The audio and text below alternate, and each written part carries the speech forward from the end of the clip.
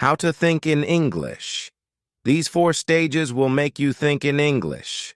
This is Thinking in English 2.0, something that is going to take your speaking skills to the next level. Hello, everybody. How are you all? Hope you're doing great. So, welcome back to another session of learning English and improving your English speaking skills with me. Today, I'm going to tell you something that is going to transform your speaking, something that everybody wants to achieve. That is to think in English. How to think in English from 0 to advanced, from beginner to advanced. We have already covered a lesson on this. How to think in English. You can consider this to be level 2 of thinking in English, the next level. How to reach that advanced level of thinking in English where it is going to contribute a lot to your speaking fluency. You'll be able to speak for longer periods. You'll be able to speak so fluently and clearly because you're able to think in English. So, are you all ready for this? I'm Ava, your certified English language tutor, certified by the University of Cambridge, UK. And before beginning, please subscribe to the channel so that you can get all the lessons that I've posted for you on this channel. Please like the video and share it with your friends too. Now, coming back to today's lesson, How to Think in English 2.0. Now, this 2.0 is, like I've told you, the next level.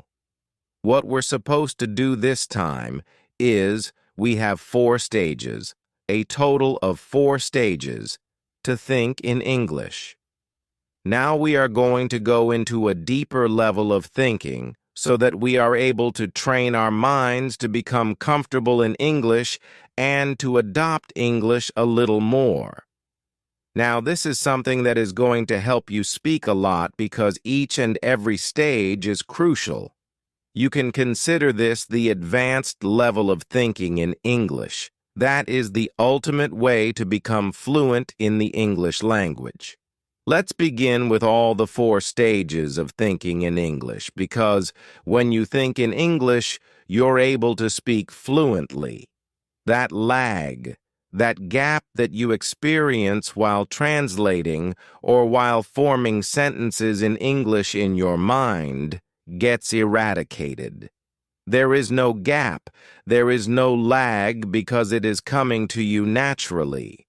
It's a natural and automatic process in your mind because you've already practiced thinking in English a lot. You know how to do it. Once you master it, you'll be able to speak fluently. Why? Because everything is right there at the back of your mind, just like it would be with your native language. So, are you ready? The 4 important stages. Let's begin with them. Stage number 1. Well, stage number 1 is to think in verbs. To think in verbs, not just words. Not just a random word. No, to think in verbs. That's very important. To be thinking in verbs is crucial because if we want to describe something, what is happening around us, it's all actions. A verb is an action word. Now, action is something that is meaningful. If you are just telling a meaningful word to somebody, a person would be able to understand something out of it. So, this is very important for you. If you look around yourself, it's all verb actions, right? Actions that mean something. So you have to think in verbs. You can do this anytime, anywhere. If you're sitting in a metro, you can do it.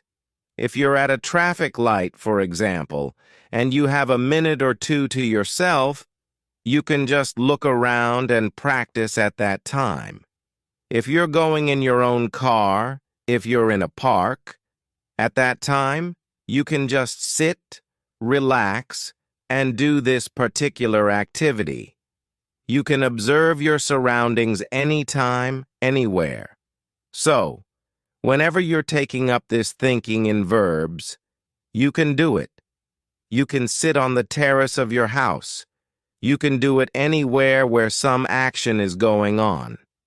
The thing is that this is not something that you might be able to do while sitting inside your home. If you're doing it at home, then you need some kind of picture, some kind of visual aid to support your thinking. Because how are you going to think in action when there is a picture in front of your eyes? When there is a particular picture or a particular scene, that means it's a situation. Something is going on in that particular picture because a picture captures a moment and it speaks volumes. So, you have to do that. You have to just take that picture up. Any picture. If you want to do it alone, if you want to do it at your home, you can do this particular thing. Take up a picture, look closely, and try to identify the actions, the verbs. If you are doing this somewhere where you're in an open surrounding, a park, any public place, public transport, then you have a lot of verbs that you can come up with. If you observe anything around you, you might come across some verbs like walk, talk, eat. A person might be eating something. Walk, talk, eat, discuss, gossip, gossiping. To gossip is actually a verb. Converse. Converse is a verb, an advanced verb. Play, children might be playing. To sell, buy, a person might be selling something. Another person might be buying something from that person. So, you have to think in verbs. As many verbs as possible. Carry, to carry, is a verb. A person might be carrying something from somewhere to somewhere. That means carry. Check, to check. Some person might be checking out something. Talk, text. To text somebody, texting, text, talk, read. A person might be reading, sing, listen. There are so many things going on around, so much that you can describe using just verbs. So, you have to think in verbs, action words, the verbs. That's very important. And this is stage number 1. Now, stage number 2. Stage number 2 is to think in nouns. That means naming words, words that name something. You have to think in nouns because if you look at it, when you're forming any sentence, you are actually talking about something in that particular sentence. You always have a subject, that means a noun, a naming word. So nouns are very important, and if you can just point out nouns all around you in English, that means half of your work is already done. Because you have already thought in verbs, the actions that are going on around you, that means the next steps, which we are going to come to in stages number 3 and 4, are going to be really for you. Now in stage number 2, you have to think in nouns. Look closely around yourself. What nouns can you actually point out? For example, right now in my surroundings, the nouns that I can say are journal, table, laptop, or I can say MacBook. Laptop is going to be a common noun. MacBook is going to be its proper noun because this particular laptop is a MacBook, right? So, MacBook. Okay, I can say camera. I can say microphone. I'm having a microphone here. Microphone, ring, books, bookshelf, flowers, flower pot. As many nouns as you can. You have to name all the objects. All the objects. Lights. There are lights behind me. Lights. So I can name as many objects as I want. Chair. I'm sitting on a chair. So chair. As many objects as you can name, you have to name them. Wristwatch. Oh. As soon as I'm coming up with a new noun, because now the process has begun in my mind, I'm just adding it. I keep on adding things to the particular list, and that is how you are going to do it too. Add things to that list. Think in nouns. Think about everything that is there around you. Okay? So you can say a girl, a boy, two girls. You can say children. Think about that too. Think about it. That's okay. That's very common, right? But think about them when you include them in the picture. Only then you'll be able to form sentences on it. So, you have to include everything in the picture that is around you. Everything. Now, this is something that you can also do at home, naming nouns around yourself. Like right now, I just named so many nouns around myself, and you do not even need a picture for this.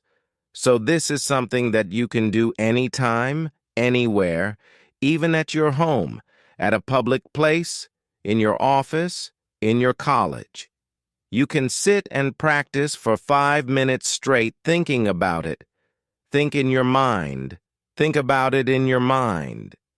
And if you're sitting alone and there's nobody around you, you can speak them out loud too. That will help you solidify the thoughts that you're having. So it's going to help you a lot. Think in nouns because there are so many objects around you, and everything has a name to it. Now, stage number 3 is to think in sentences. Think in sentences. You have to think in sentences. You can think about what sentences you would form with everything that is going on around you, the nouns, the verbs. Now is the time to connect them, and you can form individual sentences. You don't have to form paragraphs after paragraphs. No, individual sentences. Short sentences, a bit longer sentences too. So you have to form individual sentences. For example, what I can say is that there's a pink journal kept beside a pen. The book is kept on top of a table. The table is white in color. There is a laptop on the table. So, I'm forming small sentences. I'm not forming any kind of complex sentences here. As you can see, no complex sentences, nothing. Short sentences that are like whatever is around you.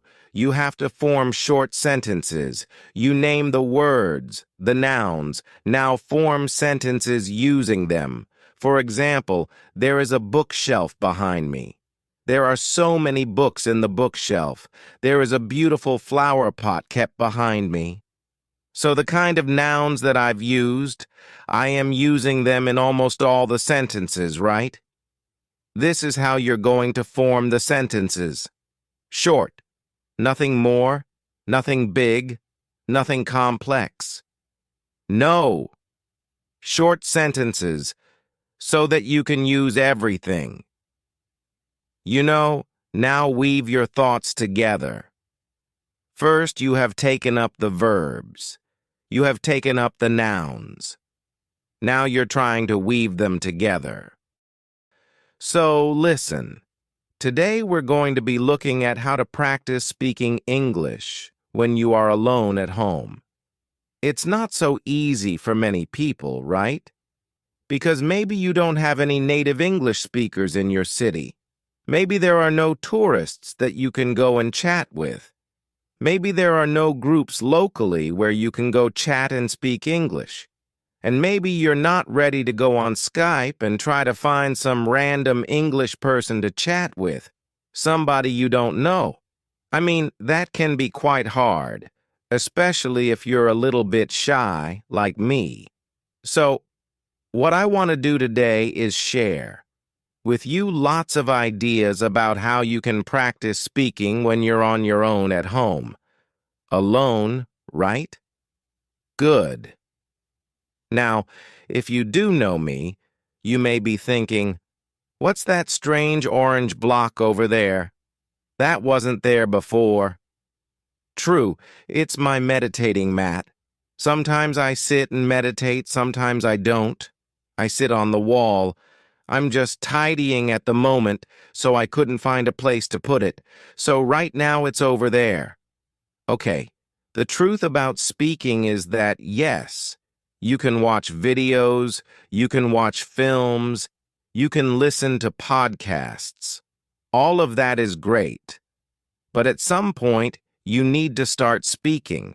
You can speak on your own, but also later, you'll need to start interacting and practicing speaking with people. But that's not always easy to do. So right now, today, I'm going to focus on some really practical, simple activities you can do when you're on your own at home to start practicing speaking.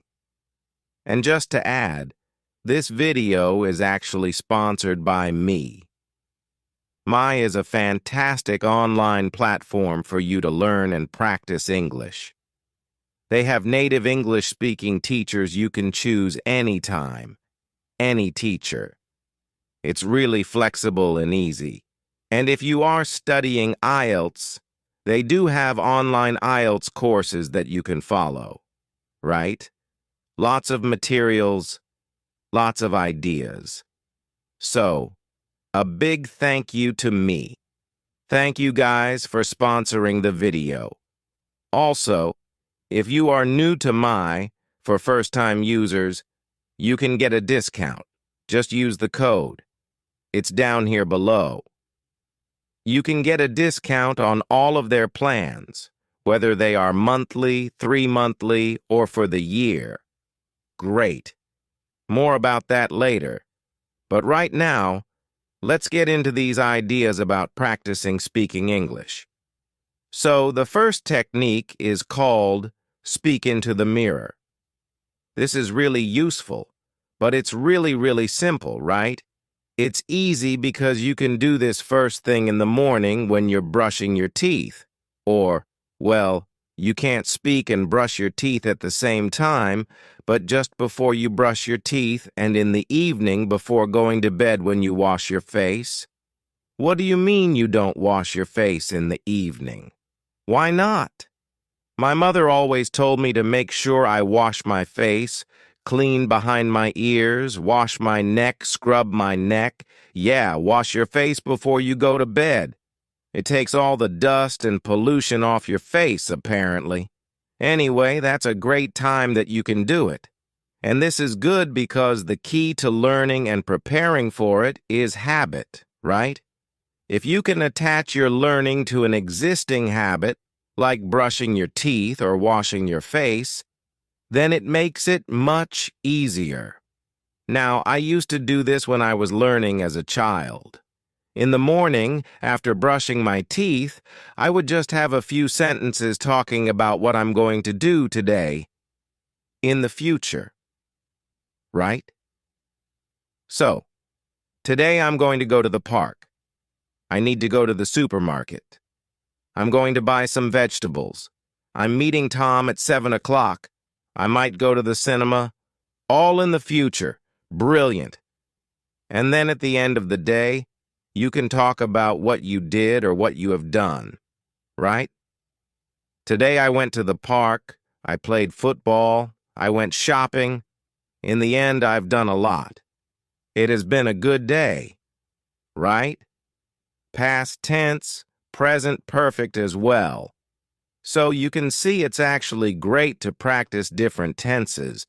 It's a bit like writing your diary at the end of the day, which is also a great way to practice writing. But this is speaking in front of the mirror. It's nice. It's reflective learning in many ways. Okay, moving on. The next one I call collocation fun. Collocations are words that are often used together, right? Like we talk about heavy rain. Heavy rain in English, we don't say big rain, we say heavy rain. Our collocations? Collocation fun is where we're going to practice speaking using a very common teaching method, really based on the task-based approach to teaching. It's based on prepare, practice, present. So, we'll be preparing the words, the collocations, practicing sentences, and then presenting a whole talk. Now, the reason I suggest doing this in front of the mirror is that there are great benefits to talking to a mirror, right? First of all, mirrors don't answer back like young children or wives. But apart from that, when you're speaking in the mirror, you can look at your mouth and see the kind of movements that you're making, which is great. It's useful for pronunciation. You can also check your body language. You may be surprised to see that you speak like that without ever moving your arms, or that you suddenly realize you're doing this all the time. That's fine, but being aware of your body language can be quite good. Also, you feel like you're talking to someone, right?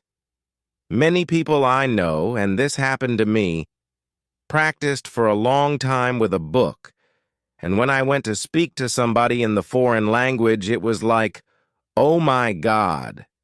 But practicing with the mirror, you've gotten used to a face in front of you, right? So it does help.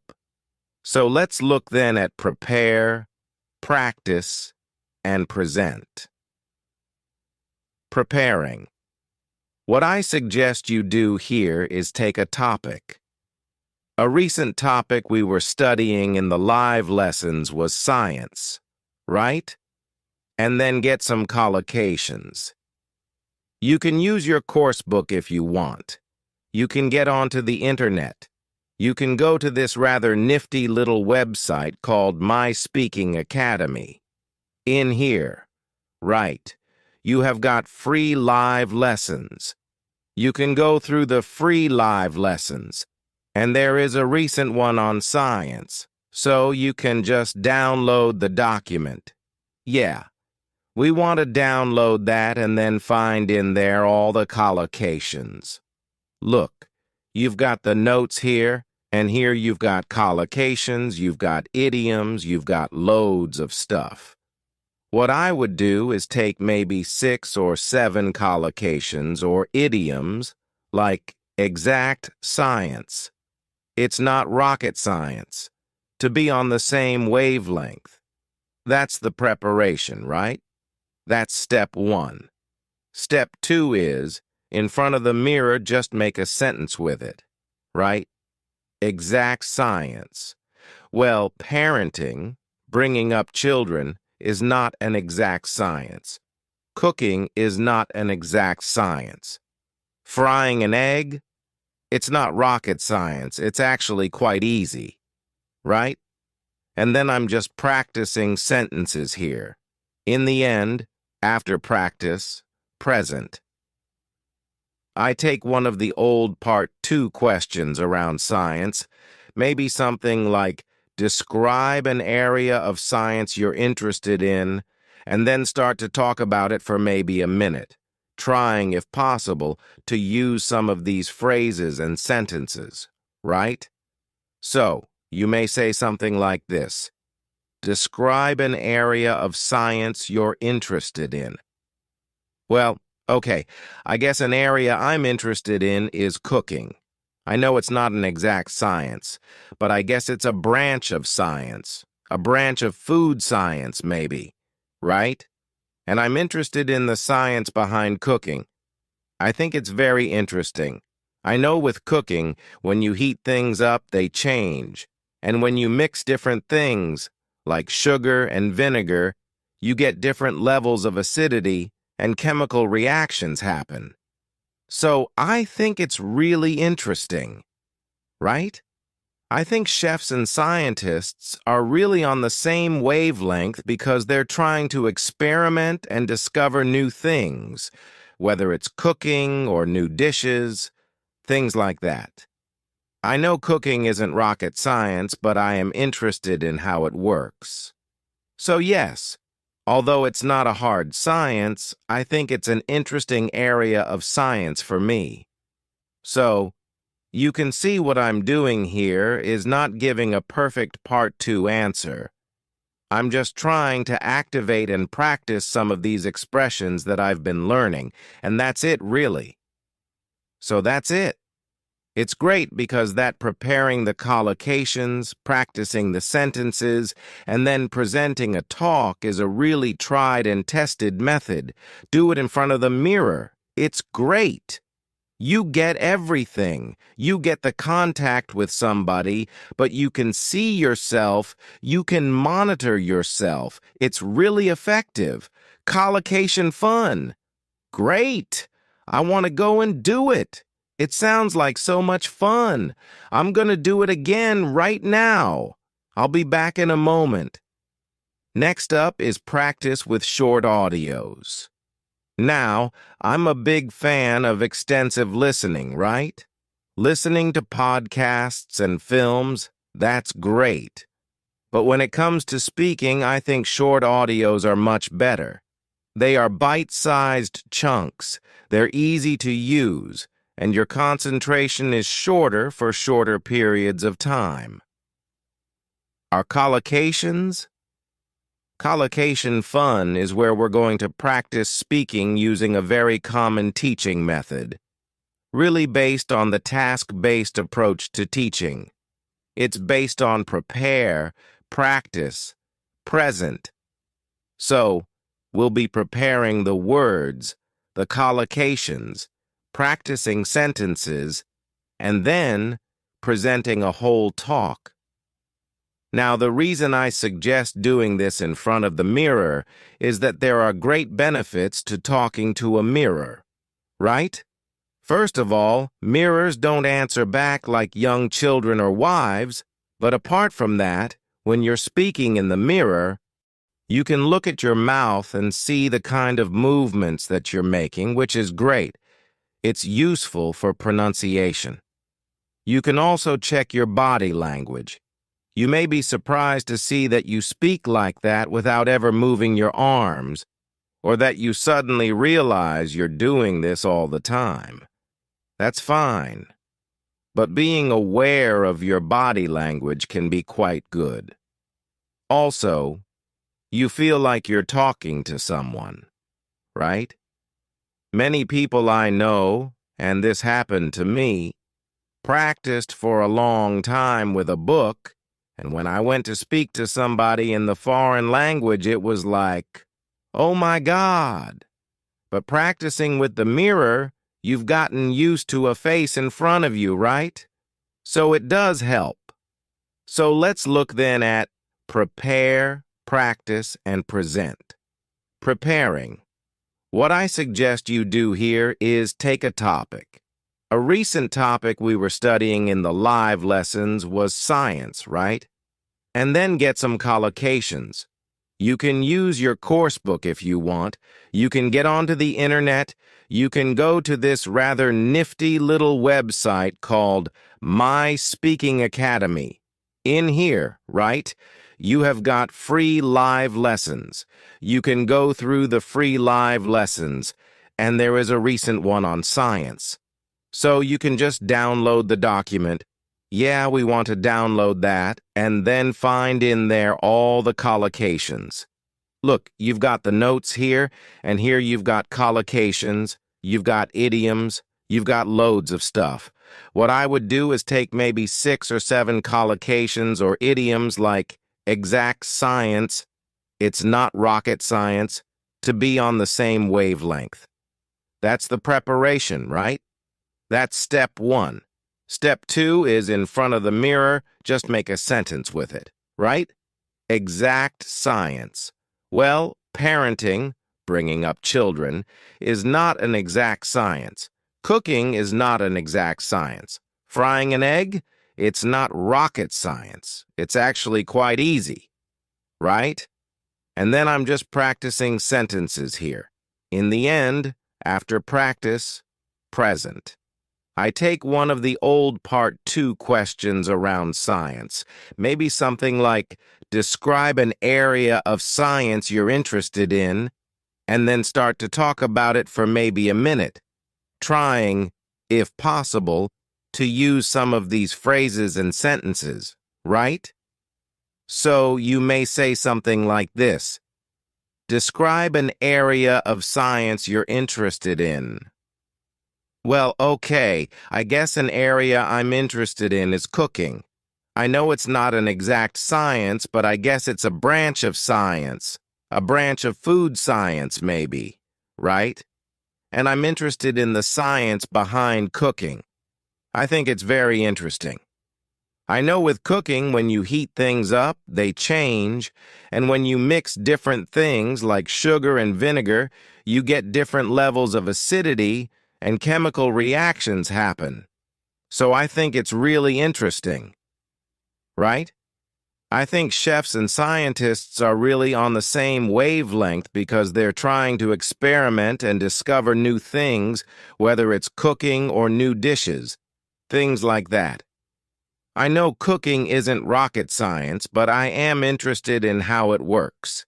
So yes, although it's not a hard science, I think it's an interesting area of science for me. So you can see what I'm doing here is not giving a perfect part 2 answer. I'm just trying to activate and practice some of these expressions that I've been learning, and that's it really. So that's it. It's great, because preparing the collocations, practicing the sentences, and then presenting a talk is a really tried and tested method. Do it in front of the mirror. It's great. You get everything. You get the contact with somebody, but you can see yourself. You can monitor yourself. It's really effective. Collocation fun. Great. I want to go and do it. It sounds like so much fun. I'm going to do it again right now. I'll be back in a moment. Next up is practice with short audios. Now, I'm a big fan of extensive listening, right? Listening to podcasts and films, that's great. But when it comes to speaking, I think short audios are much better. They are bite-sized chunks. They're easy to use, and your concentration is shorter for shorter periods of time. Are collocations? Collocation fun is where we're going to practice speaking using a very common instructional method, really based on the task-based approach to teaching.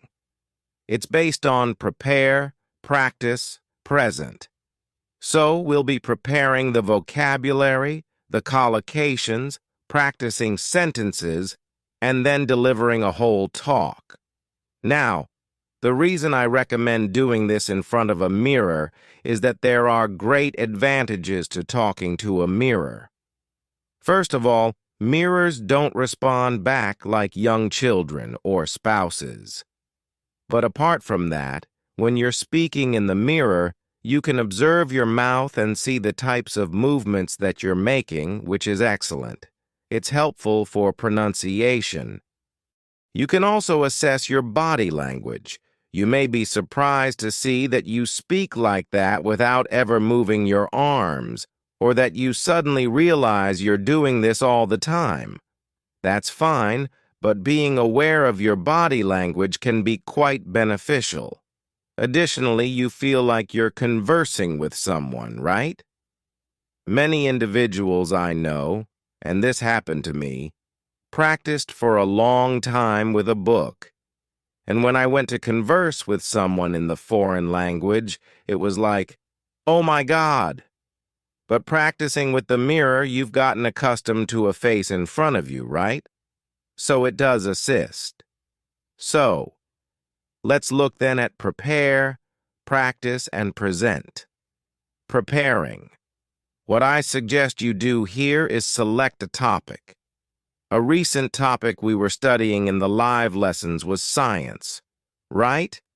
And then gather some collocations. You can use your course book if you wish.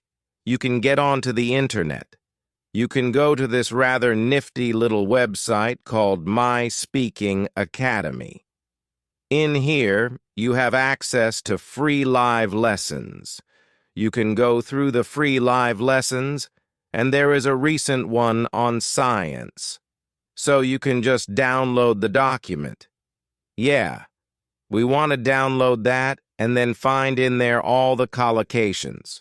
Look, you've got the notes here, and here you've got collocations, you've got idioms, you've got plenty of material. What I would do is take maybe 6 or 7 collocations or idioms like exact science. It's not rocket science. To be on the same wavelength. That's the preparation, right? That's step 1. Step 2 is, in front of the mirror, just create a sentence with it. Right? Exact science.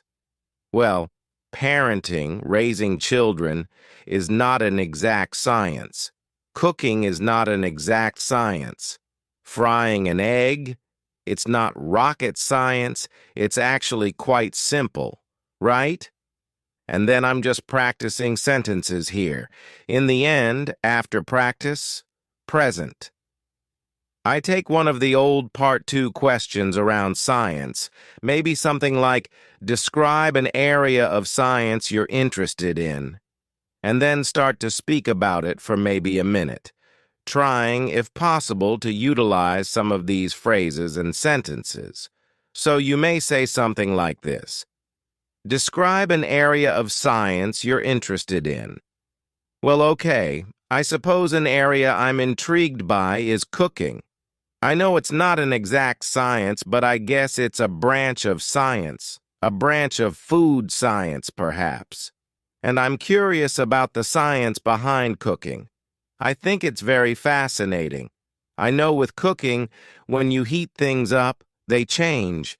And when you combine different things like sugar and vinegar, you get different levels of acidity and chemical reactions occur. So, I think it's really captivating.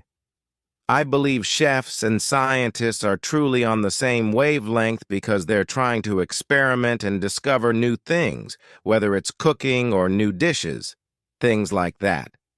I know cooking isn't rocket science, but I am interested in how it functions.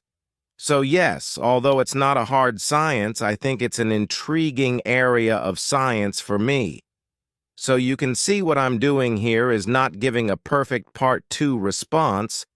I'm just trying to activate and practice some of these expressions that I've been learning, and that's it, really.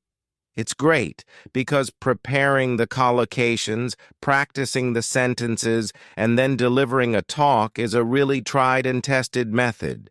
Do it in front of the mirror. It's excellent. You get everything. You get the interaction with someone, but you can see yourself. You can monitor yourself. It's really effective. Collocation fun. Fantastic. I want to go and do it. It sounds like so much fun. I'm going to do it again right now. I'll be back in a moment. Next up is practice with short audios. Now, I'm a big fan of extensive listening. Listening to podcasts and films. That's wonderful. But when it comes to speaking, I think short audios are much more effective. They are bite-sized portions, they're easy to use, and your focus is shorter for shorter periods of time. You may recognize him from Mr. Bean, but he embodies a multitude of characters, and one of his recent roles is Johnny English, right? Let's take a look at Johnny English. He's the key to this. I'm not sure. Let me clarify that for you. You haven't, right? So it's about adopting the character, trying to mimic the voice and the entire body language. And you become that character. You can do this when you're practicing speaking on your own. You probably don't want to do it while you're out shopping or talking to foreigners. Hello. They might think you're Johnny English or that you've lost your mind. But when you're having fun at home, it can be a fantastic way to practice. So that's it. Imitate your favorite English-speaking actor. The next suggestion is to send audio messages. Now, when you're using platforms like Facebook, WhatsApp, or other social media with chat features, we often send text messages. You probably send them in your native language, but consider sending them in English. Go a step further and send an audio message instead of a written one, because that will help you practice your English. You can do this if you have friends who speak English or family members. You can have some fun exchanging messages in English or any other language. We do this sometimes, and it can be quite enjoyable. The great thing about sending audio messages is that it's not like a live phone conversation where there's immediate pressure. You have time to prepare. Think about what you want to say, record it. And if you don't like it, you can delete it and record it again. It doesn't have to be perfect. It's all about practice, not perfection. So, sending audio messages is an excellent way to practice. Next up is to imitate the English speaker. Now, I'm sure most people can imagine or know how English speakers sound when they speak your language. If you've encountered tourists or met people from other countries who speak your language, how do English speakers communicate in your language? Take that sound, that accent, and start using it. For example, let's say I'm Scottish. Hola, Española, Miguel, for instance. Right? I'm thinking, how do English speakers speak Scottish? They don't speak it perfectly. So Miguel. They speak with an English accent. So the Scottish speaker would attempt to speak Scottish with the English accent, right? Then switch to English while maintaining that accent. Hola, hello, how are you? I'm fine, thank you. Can you hear that? The pronunciation and accent flow seamlessly, and suddenly my English sounds distinctly English. It sounds great. That's an example with Scottish, but you could apply this with any other language. Think about how English speakers pronounce your language. Then switch to English while keeping that UK accent. It can be very useful and enjoyable. Now, the next idea is shadowing. Of course, a shadow is what you see on the ground behind you when the sun shines down. It's a shape that mirrors you. The sun casts a shadow, and you leave a shadow. To shadow someone means to closely follow them. If I shadow you, I'm trailing right behind you. Sometimes detectives will shadow suspicious individuals. In language learning, when we shadow someone, it means we're closely repeating them. Find a short audio clip and listen for about a minute, then repeat almost simultaneously with the voice, but just a fraction of a second behind. You're right behind them, closely following their speech. Do not wait for the sentence to end before you repeat. This technique is different. It's about staying very close and helps you pick up on word stress and intonation. Focusing on those two aspects can significantly enhance your speaking skills. Let me demonstrate. I've chosen a brief audio clip for us. First, I recommend listening to the minute completely so you understand the content. I've already done that because I'm well prepared. Then for the second listen, engage in shadowing. Let me show you how closely we will follow it. I'll use my phone so you can hear properly. So, Jeremy, let's get into it. Movies, music, and the forms of artwork that enrich our lives. This topic was proposed by one of our listeners, and she sent us an email which I will share. Okay, I think you get the idea. So, it's different from simply waiting, listening, and repeating. It's about shadowing, following closely. At first, it can be quite challenging, but the more you practice, the more you'll notice word stress, intonation, and even accent. I noticed I was picking up a bit of a Canadian accent. It's all part of the process. That is shadowing. Let's move on. Now that we've covered shadowing, let's look at responding. What is responding?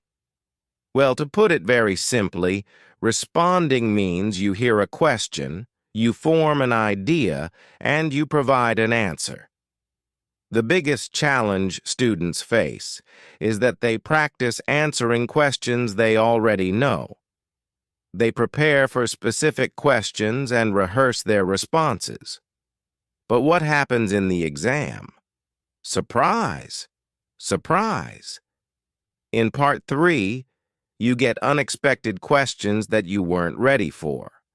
For instance, what do you think of globalization? So what do you do? First of all, have something to say about globalization. Make sure you've done some research on the topic to gather ideas. If you're unsure, you can always say, "Oh, I haven't thought about that. Let me see." Use a filler to buy yourself some time. However, the most crucial thing is that, in your practice, you should not only look at specific topics, but also practice responding to unexpected questions. In Part 3 of the exam, many students tell me they don't have any ideas. I didn't know what to say. I wasn't expecting that. I just couldn't articulate my thoughts. So, you need to practice responding to questions you've never encountered before. It might feel a bit stressful, but as I mentioned earlier, a bit of pressure can be beneficial during your practice. You can do this effectively with a speaking partner. One of you can say, "I'm going to bring 5 questions for our next session, and you won't know what they are." And the other person does the same. When you come together, ask each other these surprise questions. It's shocking at first, but it's like hitting the gym. With consistent practice, you build up your skills. If you don't have a speaking partner, you can practice on my YouTube channel. At the very bottom, you'll see 2 titled Responding, Part 1 and Part 3. I've recorded several questions with pauses for you to answer, followed by the next question. For instance, if you go into Part 1 and press the shuffle button, the questions will come at you randomly. Let me play it for you, and you'll see how it works. Do you like your hometown? Oh, that's a good question. Do I like my hometown? Yeah, I think my hometown, Manchester, which is in the north of England, is a very appealing place. There are many restaurants and shops. It attracts quite a few tourists who come to see the industrial landscape and the famous football pitches. We have a renowned football team called Manchester United. Do tourists like to visit your hometown? Yes, there are many tourists who come to visit my hometown. You see how it works? It automatically asks the next question, allowing me to practice responding without knowing what's coming next. You can practice this method or even create your own questions on your YouTube channel. Don't worry about people finding it. They rarely do. Just post some questions with pauses for answers, shuffle them, and Bob's your uncle. Fantastic. The next suggestion is to describe what you are doing. Many teachers recommend this as a way to think in English. For instance, when you're out in a park, describe what you observe. I suggest starting with single words. So, you're in the park and see, for example, bicycle, person, path, tree, bag, woman, phone. You're using single words at first. As you walk around the park, try to create collocations or little chunks of language. For instance, riding a bike, a long path, a cluster of trees, the woman glued to her phone. You might describe a scene like having a picnic and then move on to crafting sentences. This is similar to what we discussed earlier regarding the prepare, practice, present approach. You transition from individual words to collocations and then to full sentences. For example, "Oh, there's a man strolling in the park. There's a woman riding a bike and there are plenty of trees. Look, there's a woman glued to her phone and she seems like she's about to have a picnic." You can keep going like this, and it's a great practice method that can be applied anywhere, at home, in shops, or wherever you find yourself. Now you might think, but I can't just walk around talking to myself. People will think I'm crazy. Well, yes and no. Nowadays, people are often on their phones, chatting away. For example, "Hello? Yeah, John. I'm in the park. It's lovely here. There's a man walking over there and a woman riding a bicycle. How about you?" It's perfectly normal to be talking out loud in public. If you're not comfortable with that, you could pretend to be someone like Johnny English, a spy. You could say, "Hello, yes, there's a man walking along the path, a woman on a bicycle, and I think there's a woman glued to her phone. She's about to have a picnic, calling the police. Get Johnny English." Laughter. Pretending to be a spy can be a lot of fun, but the key is to speak out loud, transitioning from words to collocations to complete sentences. You can practice at home, too. In these times, getting fresh air can be challenging, but if you have a mask, you could speak behind it so no one would know. Alternatively, just stay home and practice. Next, consider singing in English. Find a song you enjoy and get the lyrics to sing along. This is a fantastic way to improve because you'll pick up on melody, intonation, connected speech, contractions, and weak sounds, all essential pronunciation features that come through strongly in songs. It's a powerful method for practice. Don't worry if you're out of tune. I'm definitely not a good singer, but that doesn't stop me from belting it out in the shower or anywhere else because I enjoy it. If you're not sure where to start, check out. It offers plenty of free content, and you can have some fun with it. Let me briefly show you how it works. You can use the app, which is probably the best option, but here's how it looks on the web. You can choose any song. Most of them come from YouTube. Let's take Perfect by Ed Sheeran. You can choose a game mode, and let's say I'm at an intermediate level. Here, you'll fill in the missing words as part of a game. See how it stops if I don't answer in time? You get the idea. It's a fun way to practice singing. Next up are tongue twisters. These are phrases that are tricky to say and focus on pronunciation. They can be a lot of fun and help you concentrate on specific sounds. The idea is to repeat each tongue twister 3 or 4 times until you feel more fluent. It's like a workout for your mouth, allowing you to use different muscles compared to your native language, which you may not be exercising enough. For example, try saying, "The ragged rascal ran around the ragged rock." It's great for practicing your R sounds. Say it 2 or 3 times. "The ragged rascal ran around the ragged rock." Or how about, "She sells seashells by the seashore." It's better to attempt it without reading, so you can focus on producing the correct sounds. You can create your own tongue twisters too. Identify the consonants or vowels you struggle with, such as, "Peter Piper picked a peck of pickled peppers," or simply, "Peter picked a plump plum." Make it fun and creative. This is an excellent way to enhance your pronunciation. Now let's practice idioms using yeses. an amazing website that's very user-friendly. It's similar to YouTube, but specifically designed, sure.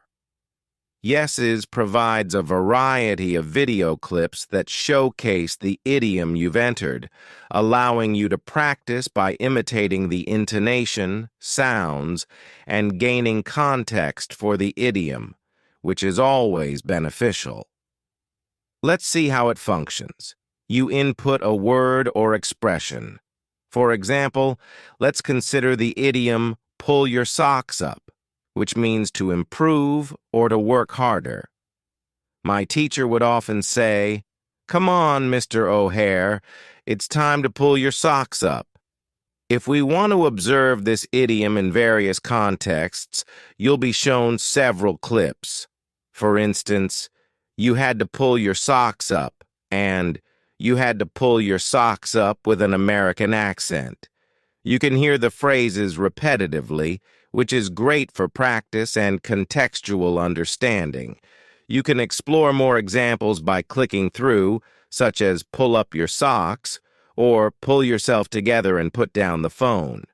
This platform allows you to rewind, control the audio, and check out different instances, making it a useful tool for vocabulary and particularly idioms, which many students find challenging to use naturally. Any work you do on idiom practice will definitely be beneficial. Next, let's discuss the importance of immersing yourself in English. Research shows that the more you immerse yourself, the more you'll learn. I recommend conducting a lifestyle audit. An audit is essentially a review or checklist. Consider where you use English versus your native language. Think about your phone and computer settings. Are they in English or your mother tongue? When you text, engage on Facebook, listen to podcasts, watch movies, or read books, how much of that is in English? What can you change to enhance your immersion in the language? Much of this is passive rather than active speaking, providing you with opportunities to listen, read, and observe more English. In some cases, like messaging or using your phone, you can actively use English too. Now let's move on to two significant aspects, goals and habits. First, regarding goals, set yourself short-term objectives for speaking English. If you simply think, "I'll keep practicing," it's often too vague to maintain motivation. Many people respond well to frameworks, restrictions, and clear paths. For instance, set a goal like, "For the next 4 weeks, I'll speak English every Monday, Wednesday, and Friday for 27 minutes. This approach is beneficial because it's measurable. You can check off your progress, and seeing your achievements motivates you to continue. James Clear, a well-known author, discusses atomic habits, emphasizing breaking down larger goals into smaller, more manageable ones. Instead of committing to an hour every day for 6 months, try saying, "For the next week, I'll practice for just 5 minutes a day." Setting simple goals sets you up for success. On those days when you feel exhausted or unmotivated, there's a helpful strategy called the 1-minute trick. If you've promised yourself to practice for 10 minutes but find you can't due to distractions or fatigue, tell yourself, "Okay, I'll just take 1 minute to practice." To improve your English speaking skills, try the 1-minute trick. Instead of committing to a longer practice session, start with just 1 minute. This approach helps reduce pressure and often leads to longer sessions once you get started. Pair this with establishing consistent habits, like practicing at the same place and time each day. For instance, You could designate 12 a.m. as your English time while brushing your teeth, using that moment to speak about your plans for the day. This consistency makes it easier to build a routine. Finally, consider joining a community. Speaking alone can feel isolating, and connecting with others can provide motivation. Even if you're practicing alone at home, maintaining some connection to a community can be incredibly motivating. Engaging with others, whether through reading, writing, or typing, helps reinforce your learning. In some communities, members even record themselves speaking, which can be beneficial. The key is to share your experiences and progress with others. This social aspect can greatly enhance your confidence. Remember, the more you practice speaking, the more self-assured you'll become, preparing you effectively for tests like the IELTS. Interacting with others can also help you find a speaking partner or a teacher, providing valuable opportunities for further practice even if you're practicing alone at home, maintaining some connection to a community can be incredibly motivating. Engaging with others, whether through reading, writing, or typing, helps reinforce your learning. In some communities, members even record themselves speaking, which can be beneficial.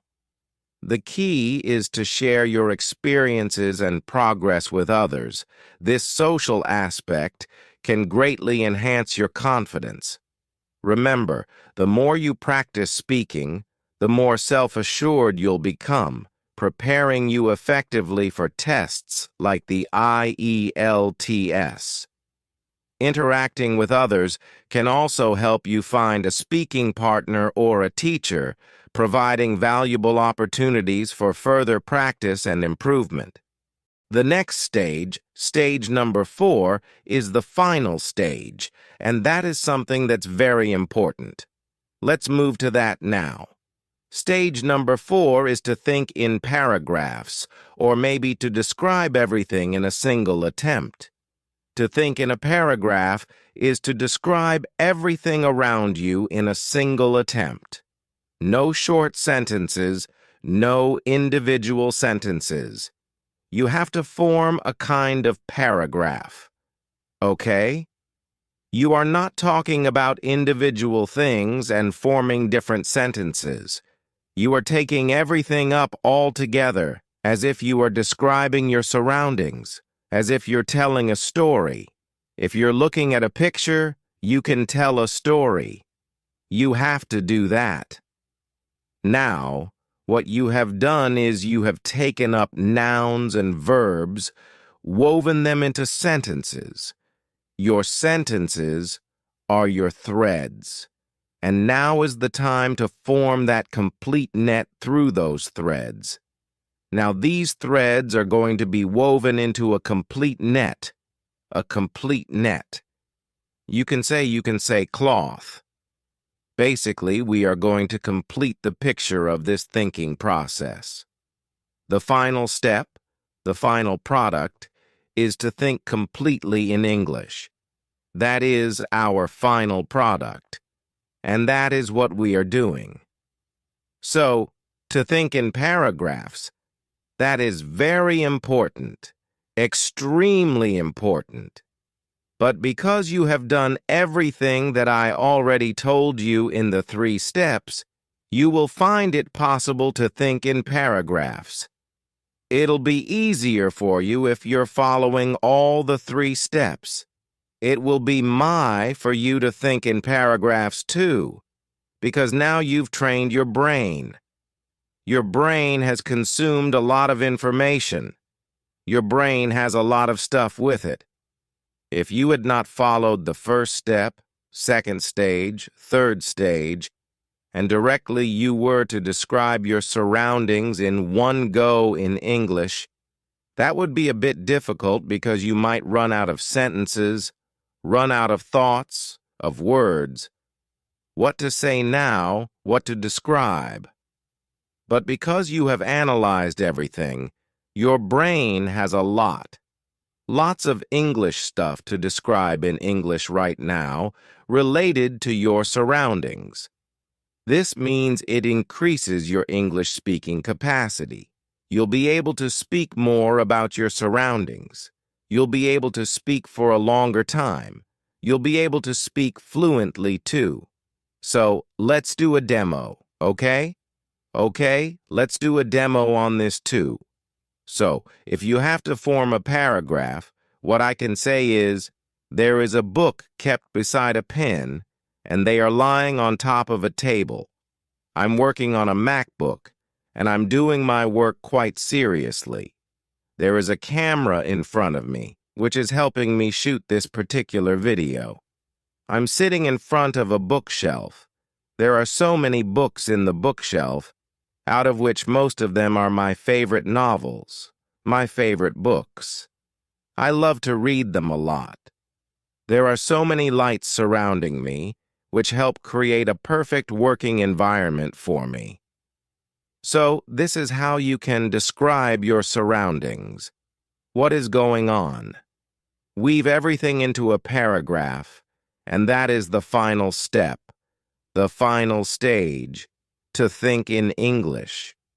So that you can speak English absolutely fluently, so that this thinking process can become for you, you need to practice it. This will not come to you suddenly or just like that. You practice it, and you will see improvement. So if you practice, you will see improvement. You will see progress. That is what we want to achieve, to be able to do it naturally.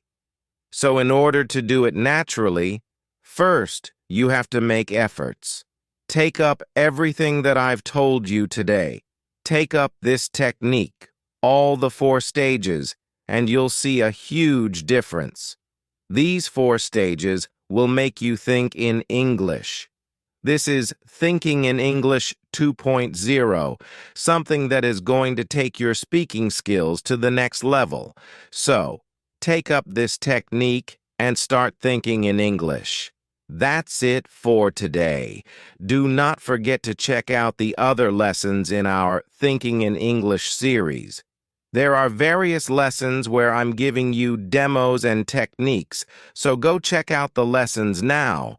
I'm going to meet you again in a new lesson. Till then, everybody, take care. Bye. Thanks for joining me today on my English channel. If you found this lesson helpful, don't forget to like, subscribe, and click the bell icon to stay updated with all our latest videos. Keep practicing, stay curious, and I'll see you in the next lesson. Happy learning, everyone!